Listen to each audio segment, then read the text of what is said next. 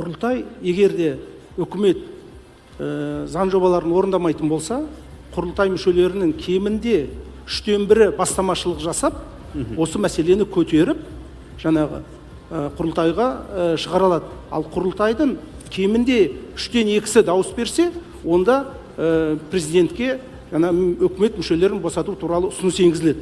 Бұл тепе-теңдік жалпы. Өйткені қазір көп жағдайда бізде заңдардың орындалуы жергілікті жерлерде болсын, кей кезде онша жоғары дәрежеде емес, айтуымыз керек ол.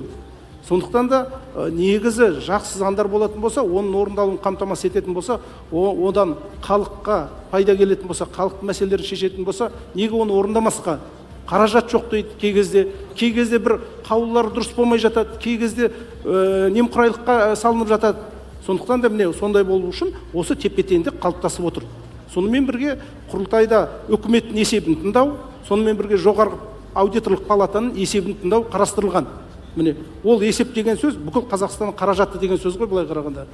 Соны тыңдау. Егер осы қаражат дұрыс игерілмейтін болса, мақсатына сай жұмсалмайтын болса, ол жерде жемқорлық болатын болса, онда әрине мәселе көтеріледі осы.